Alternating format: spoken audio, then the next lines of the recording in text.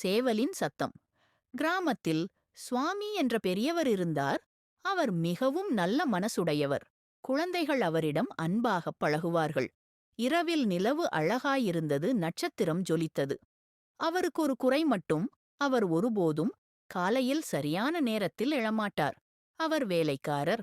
வயலில் செய்ய வேண்டிய வேலைகள் இருக்குமேயானால் கூட சுவாமி அங்கிள் 8 முதல் 9 மணிதான் எழுவார். அதனால் அவர் செய்ய வேண்டிய வேலை ஒவ்வொரு நாளும் தாமதமாகிவிடும்.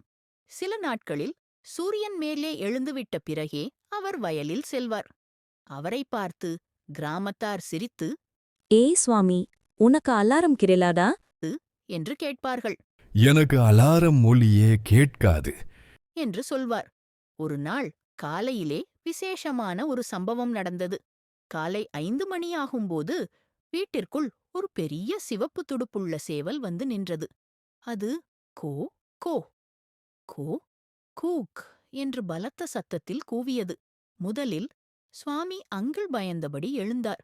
இது என்ன சத்தம்? என்று பார்த்தார். அங்கு அந்த பெருச்சேவல் பெருமையாக நின்று கொண்டிருந்தது.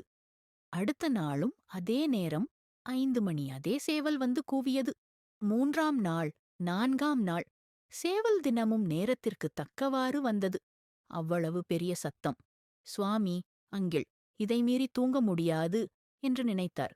அங்கு அந்த பெருசேவல் பெருமையாக நின்று கொண்டிருந்தது. வேலையிலும் பெரிய மாற்றம் ஏற்பட்டது. அவர் 5 மணிக்கே எழுந்ததால் 6 மணிக்கே வயல் சென்று விடுவார். பணிகளை சரியான நேரத்தில் முடிப்பார்.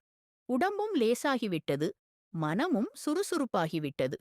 ஒரு நாள் அவர் அந்த சேவலிடம் பேசினார். என் நண்பா, நீ எனக்கு செய்து வரும் உதவியை நான் ஒருபோதும் மறக்க மாட்டேன் என்ற தடவி கொடுத்தார். சுவாமி அங்கிள் சிரித்தார். அவருக்கு தெரிந்தது, அவரது வாழ்க்கையை மாற்றியது ஒரு பெரிய செயல் அல்ல, ஒரு சிறிய சத்தம், ஒரு சிறிய உதவிதான்.